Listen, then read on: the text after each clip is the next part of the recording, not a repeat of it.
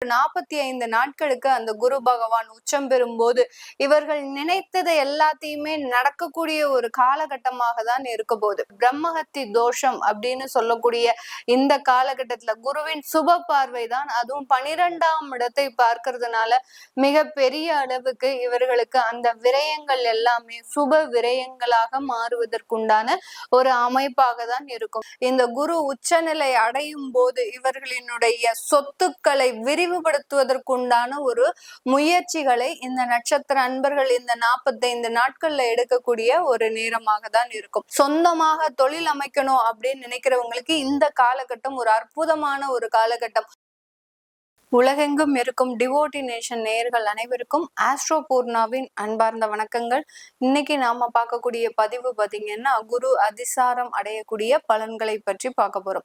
குரு அதிசாரம் அப்படின்னா என்ன அப்படின்னு கேட்கும்போது, குரு பகவான் இந்த வருஷம் அதாவது 2025 மே மாதம் ரிஷப ராசியிலிருந்து மிதுன ராசிக்கு பெயர்ச்சியாகி வந்தார். அந்த பெயர்ச்சியாகி ஒரு வருடத்திற்கு அவர் அந்த ராசியிலேயே இருக்கணும். அந்த இருக்கக்கூடிய காலகட்டத்துல இன் பிட்வீன் மந்த்ஸ்ல பாத்தீங்கன்னா இடைப்பட்ட காலத்துல உங்களுக்கு அவர் அடுத்த ராசிக்கு பெயர்ச்சியாகி போறதுதான் குரு அதிசார நிலை அப்படின்றது சொல்றோம். இந்த குரு அதிசாரம் பெறும்போது அந்த மிதுன ராசியிலிருந்து கடக ராசிக்கு உச்சம் பெற்று 45 நாட்களுக்கு போறார். உச்சம் பெறக்கூடிய அந்த குரு பகவான் 18ஆம் தேதி அக்டோபர் மாதம் அந்த பெயர்ச்சியை அடைகிறார்.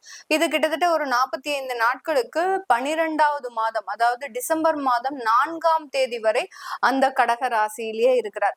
இந்த கடக ராசியில் உச்சம் பெறக்கூடிய இந்த குரு பகவான் ஒவ்வொரு ராசி என்பர்களுக்கும் என்ன மாதிரியான ஒரு பலன்களை கொடுக்க போறார்? ஏன்னா குரு உச்சம் பெறும்போது ஒரு மாதிரியான பலன்கள், அதாவது நிறைய பேர்களுக்கு நிறைய நன்மைகள் அடையக்கூடிய ஒரு காலகட்டமாக தான் இருக்கும்.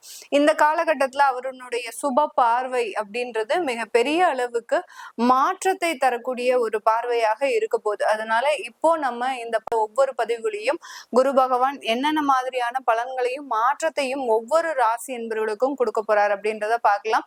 இந்த சேனல்ல முதல் முறையா பாக்குறீங்க அப்படின்னா சப்ஸ்கிரைப் பண்ணிக்கோங்க. பெல் பட்டன்ல ஆல் ஆப்ஷன் சூஸ் பண்ணீங்கன்னா உங்களுக்கு என்னுடைய அடுத்தடுத்த பதிவுகள் நோட்டிபிகேஷனா வந்துட்டு இருக்கும். மேஷ ராசி அன்பர்கள், காலபுருஷனுக்கு முதல் ராசி இந்த மேஷ ராசி. எப்போதுமே தன்னம்பிக்கை அதிகமாக இருக்கக்கூடியவர்கள் மேஷ ராசி. இவர்கள்னால நிறைய பேருக்கு இவர்கள் தங்களுடைய வாழ்க்கையை கொடுத்திருப்பாங்க. அதாவது இவர்கள்னால நிறைய பேர் அவர்களுடைய வாழ்க்கையில நிறைய ஒரு முன்னேற்றங்களை அடைந்திருப்பார்கள். இந்த மேஷ ராசி ஒரு குடும்பத்துல இருக்கிறாங்க அப்படின்னா அந்த குடும்பத்தார்கள் இவர்கள் மூலமாக அதிகப்படியான ஒரு வளர்ச்சியை அனுபவிப்பார்கள். அந்த அளவுக்கு இந்த மேஷ ராசி என்பவர்கள் தன்னை சார்ந்தவர்களை மிகவும் ஒரு மகிழ்ச்சியாக வைத்திருக்கும் திறனுடையவர்கள் இந்த மேஷ ராசி என்பவர்கள். தன்னை சார்ந்தவர்களுக்கு ஒரு பொட்டு துன்பம் வந்துருச்சு அப்படின்னா இவர்கள் இரவு முழுதும் உறங்காமல் அதற்கு என்ன நம்ம நிவர்த்தி பண்ணணும் அப்படின்ற ஒரு தேடல்கள் அதிகமாக இருக்கும். அதே சமயத்துல இந்த மேஷ ராசி என்பவர்களுக்கு கொஞ்சம் கோபம் விறுவிறுப்பாக இருப்பாங்க. எப்போதுமே பாத்தீங்கன்னா அந்த கோபத்தோடையும் ஒரு நிமிர்ந்த நடையோடையும் தன்னுடைய ஆஜானு பாகுவான உடம்போடையும் இருக்கக்கூடிய ஒரு அன்பர்களாக தான் இருப்பாங்க. மேஷ ராசிக்கு அதிபதி செவ்வாய் அப்படின்றதுனால ரொம்ப பெரிய அளவுக்கு நிறைய விஷயங்களை எதிர்பார்த்து அதை ஏமாறக்கூடியவர்களும் இந்த மேஷ ராசி என்பர்கள் தான். இவர்களுக்கு 4ஆம் இடத்துல அந்த குரு பகவான் அதிசாரம் அடைந்து உச்சம் பெறுகிறார். 4ஆம் இடம்ன்றது சுகஸ்தானம். இந்த சுகஸ்தானத்துல ஒரு 45 நாட்களுக்கு அந்த குரு பகவான் உச்சம் பெறும்போது இவர்கள் நினைத்ததை எல்லாத்தையுமே நடக்கக்கூடிய ஒரு காலகட்டமாக தான் இருக்க போகுது. எல்லாத்துலயுமே சரி, வீடு வாங்குறதாக இருந்தாலும் சரி, தன்னுடைய சொத்துக்களை பெருக்குவதற்குண்டான ஒரு வழிமுறைகளை கண்டாலும் சரி, தொழில் முறையான ஒரு முன்னேற்றங்களை அடையணும் அப்படின்னு இருக்கிறவங்களுக்கும் இந்த மேஷ ராசி என்பவர்களுக்கு அதிகப்படியான லாபத்தை கொடுக்கக்கூடிய ஒரு குரு அதிசாரம் தான் இப்ப இருக்கக்கூடிய ஒரு பயிற்சியாக மாறப்போகுது. 45 நாட்களுக்கு நீங்க என்னென்னலாம் பிளான் போட்டு வச்சிருக்கிறீங்களோ அது எல்லாமே ஒரு வெற்றி அடையக்கூடிய ஒரு நாட்களாகவும் தான் இருக்க போகுது. 45 நாட்கள்ன்றது பாத்தீங்கன்னா நமக்கு ஒரு ஃபிராக்ஷன் ஆஃப் செகண்ட்ல போற மாதிரி இருக்கும். ஆனால் அதற்குண்டான வளர்ச்சிகள் அப்படின்றது மிக பெரிய அளவுக்கு ஒரு மாற்றத்தை கொடுக்க கொடுக்கக்கூடிய ஒரு நேரமாக தான் இருக்கும். ஏன்னா இந்த மேஷ ராசி என்பர்களுக்கு இப்போ விரய சனியின் காலகட்டத்துல இருக்கிறதுனால அந்த குரு பகவானின் பார்வையாகப்பட்டது அவர்களினுடைய விரயஸ்தானத்துல படுது.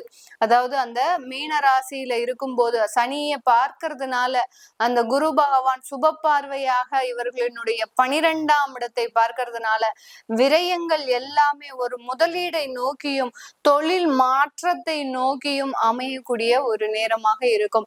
இந்த மேஷ ராசியில இருக்கக்கூடிய இந்த அஸ்வினி நட்சத்திர அன்பர்கள் தன்னுடைய வாழ்க்கையில இருக்கக்கூடிய கடன் சுமையிலிருந்து குடும்ப பாரத்திலிருந்து சற்று விலகக்கூடிய ஒரு அமைப்பாக தான் இந்த குரு அதிசார பயிற்சி மிக அற்புதமான ஒரு பயிற்சியாக இருக்கும். குரு சனி சேர்க்கை அப்படின்னு சொல்லக்கூடிய அந்த பிரம்மஹத்தி தோஷம் அப்படின்னு சொல்லக்கூடிய இந்த காலகட்டத்துல குருவின் சுப பார்வை தான், அதுவும் 12ஆம் இடத்தை பார்க்கறதுனால மிக பெரிய அளவுக்கு இவர்களுக்கு அந்த விரயங்கள் எல்லாமே சுப விரயங்களாக மாறுவதற்குண்டான ஒரு அமைப்பாக தான் இருக்கும். இந்த காலகட்டத்துல திருமண உறவுகள் மேம்படுவதற்குண்டான எல்லா ஒரு வழிமுறைகளும் இந்த குரு அதிசார பயிற்சி இந்த அஸ்வினி நட்சத்திர அன்பர்களுக்கு முழுமையாக கொடுக்க போறார். பரணி நட்சத்திர அன்பர்கள் தன்னுடைய வாழ்க்கையில ஒரு பிரம்மாண்டமான ஒரு வீடை கட்டுவதற்குண்டான ஒரு முயற்சியாக ஒரு பேஸ்மெண்டாக தான் இது இருக்க போகுது. இந்த 45 நாட்கள் பாத்தீங்கன்னா இவர்களுக்கு இந்த பரணி நட்சத்திர அன்பர்களுக்கு ராகு திசையோ குரு திசையோ நடந்துட்டு இருக்கு அப்படின்னா மிகவும் ஒரு மெருகேற்றும் விதமாக இந்த குரு உச்சநிலை அடையும் போது இவர்களினுடைய சொத்துக்களை விரிவுபடுத்துவதற்குண்டான ஒரு முயற்சிகளை இந்த நட்சத்திர அன்பர்கள் இந்த 45 நாட்கள்ல எடுக்கக்கூடிய ஒரு நேரமாக தான் இருக்கும். இந்த மேஷ ராசியில இருக்கக்கூடிய கார்த்திகை நட்சத்திர அன்பர்களுக்கு விடுபட்ட பண வரவுகள் எல்லாமே வந்து சேரக்கூடிய ஒரு அமைப்பாகவும் இந்த காலகட்டம் உங்களுடைய வேலையில் அதிக முன்னேற்றம் அடைவதற்குண்டான ஒரு நேரமாகவும் தான் இருக்க போகுது. வேலையே கிடைக்கல, எங்களுக்கு இது நாள் வரைக்கும் வேலையில மிகப்பெரிய ஒரு தொந்தரவுகள் இருக்கு, உங்களுடைய சுய ஜாதகத்துல திசா புத்தி மோசமான ஒரு சூழ்நிலையில இருந்தாலும் இந்த காலகட்டம் இந்த 45 நாட்கள்ல நீங்க வேலை சம்பந்தப்பட்டு எடுக்கக்கூடிய அந்த முயற்சிகள் இந்த கார்த்திகை நட்சத்திர அன்பர்களுக்கு முழுமையாக வெற்றி அடையக்கூடிய ஒரு நேரமாக தான் இருக்கும். பொதுவாக இந்த மேஷ ராசி என்பர்கள் இந்த காலகட்டத்துல சொத்து சம்பந்தப்பட்ட பிரச்சனைகள்ல இருந்து வெளியில வரக்கூடிய ஒரு காலமாக தான் இருக்கும். தாய் வழி சொத்துக்களோ இல்ல தந்தை வழி சொத்துக்களில் ஏதோ ஒரு சட்ட வழக்குகள் இருந்தது அப்படின்னா அதுல இருந்து எல்லாம் ஒரு சாதகமான ஒரு தீர்வுகள் இவர்களுக்கு அமையக்கூடிய ஒரு நேரமாக இருக்க போது. இந்த மேஷ ராசி என்பவர்களுக்கு அந்த குருவின் பார்வையாகப்பட்டது 5ஆம் பார்வையாக இவர்களுடைய 8ஆம் இடத்தை பார்க்கிறதுனால இது நாள் வரைக்கும் இருந்த வியாதி தொந்தரவுகள் மிகப்பெரிய அளவுல வியாதி தொந்தரவுகள் இருக்கும். அதாவது கேன்சர் சம்பந்தப்பட்ட வியாதிகளோ, அடுத்து பாத்தீங்கன்னா இதய கோளாறு சம்பந்தப்பட்ட வியாதிகளோ, எவ்வளோ பெரிய வியாதிகளாக இருந்தாலும் அந்த வியாதிக்கு நிவாரணம் நிவர்த்தி இது எல்லாத்தையுமே இந்த குரு உச்சம் பெற்ற குரு பகவான் உங்களுக்கு முழுவதுமாக மாற்றி தரக்கூடிய ஒரு அமைப்பாக தான் இருக்கு. ஏன்னா 8ஆம் இடத்தை அவர் 5ஆம் பார்வையாக பார்க்கும் போது முழுமையான தெய்வ பலம் உங்களுக்கு கூடயே இருந்து நீங்க பிரார்த்தனை செய்யக்கூடிய அந்த தெய்வம் உங்களுக்கு கூடயே இருந்து எல்லா விதமான சகல சௌபாகியங்களையும் கொடுக்கக்கூடிய ஒரு நேரமாக தான் இருக்கும். அடுத்து இந்த குரு பகவானினுடைய 7ஆம் பார்வை தான் உங்களுடைய 10ஆம் இடத்துல விழுது. அந்த 10ஆம் இடத்துல விழும்போது கண்டிப்பாக நான் முதல்ல சொன்ன மாதிரி தொழில்முறை மாற்றங்கள் அப்படின்றது அதிகப்படியான வளர்ச்சிகளை சந்திக்கக்கூடிய ஒரு தருணம். இந்த 45 நாட்கள்ல நீங்க பிடிக்கக்கூடிய ஆர்டர்ஸோ உங்களுக்கு வரக்கூடிய கிளையன்ஸோ பாத்தீங்கன்னா நிரந்தரமாக தங்கக்கூடிய ஒரு அமைப்புகளாக தான் இருக்கும். இது நாள் வரைக்கும் ஒரு கிளையன்ஸ் உங்களுக்கு நிரந்தரமாகவே இருக்க மாட்டாங்க, கஸ்டமர்ஸ் நிரந்தரமாகவே இருக்க மாட்டாங்க.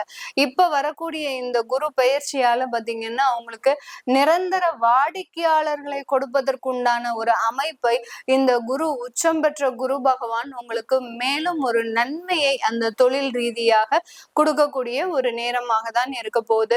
இந்த காலகட்டத்துல மேஷ ராசி என்பர்கள் வெளிநாட்டுல இருக்கிறீங்க அப்படின்னா உங்களுடைய திருமண வாழ்க்கை மிகவும் சிறப்பு வாய்ந்த ஒரு அமைப்பாக இருக்கக்கூடிய ஒரு நேரமாக இருக்கும். அந்த திருமண வாழ்க்கையில ஏற்பட்ட அந்த பிரிவுகள் இனி வரக்கூடிய காலங்கள்ல ஒன்று சேர்ந்து வாழ்வதற்குண்டான ஒரு நேரமாகவும், காரணம் என்னவாக இருக்கும் அப்படின்னு கேட்டீங்கன்னா, விவாகரத்தெல்லாம் பதிவு பண்ணி எல்லாமே கோர்ட்ல கேஸ்லாம் நடந்துட்டு இருக்கக்கூடிய இந்த காலகட்டத்துல இந்த மேஷ ராசி என்பர்கள் அந்த குழந்தைகளுக்காக மனம் மாறி ஒன்று சேர்வதற்குண்டான ஒரு நேரமாக தான் இந்த ராசி என்பர்களுக்கு ஒரு அற்புதமான ஒரு குரு அதிசார தன்மையை கிட்டத்தட்ட ஒரு 45 நாட்களுக்கு ஒரு வெற்றிகரமான ஒரு வாழ்க்கையை கொடுப்பதற்குண்டான ஒரு நேரமாக இருக்கும். சொந்தமாக தொழில் அமைக்கணும் அப்படின்னு நினைக்கிறவங்களுக்கு இந்த காலகட்டம் ஒரு அற்புதமான ஒரு காலகட்டம்.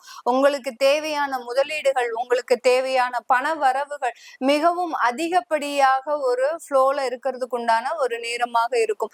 இந்த காலகட்டம் தங்க நகைகளின் சேமிப்பும் அதிகரிக்கக்கூடிய ஒரு நேரமாக தான் இந்த மேஷ ராசி என்பர்களுக்கு இருக்க போகுது. இப்ப நம்ம சொன்ன இந்த பலன்கள் எல்லாமே பாத்தீங்கன்னா உங்களுடைய அந்த கோச்சார நிலவரப்படி நம்ம கணிச்சு சொல்லியிருக்கிறோம். உங்களுடைய சுய ஜாதகத்துல லக்ன பலன்கள் படி உங்களுக்கு எந்த மாதிரியாக மேட்ச் ஆகும், இந்த குரு அதிசாரம் உங்களுக்கு நல்ல பலன்களை தருமா? கண்டிப்பாக நல்ல பலன்களை தான் தரும். அதுல ஒரு சின்னதா எளிதான ஒரு மாற்றம் ஏதாவது இருக்கும். அந்த மாற்றத்தை தெரிஞ்சுக்கணும் விருப்பப்படுறவங்க கீழே இருக்கிற நம்பருக்கு வாட்ஸ்அப்ல அப்பாயின்மெண்ட் வாங்கிக்கிட்டு நீங்க என்கிட்ட கன்சல்ட் பண்ணிக்கலாம். உங்களுடைய குழந்தைகளுக்கு ஜாதகம் எழுதணும், நியூமராலஜி படி பேர் வைக்கணும்னு நினைக்கிறவங்களும் கீழே இருக்கிற நம்பருக்கு வாட்ஸ்அப்ல மெசேஜ் அனுப்புங்க. அதற்குண்டான தகவல்கள் உங்களுக்கு தெரிய வரும். உங்களிடமிருந்து விடைபெறுவது உங்கள் ஆஸ்ட்ரோ பூர்ணா. நன்றி, வணக்கம்.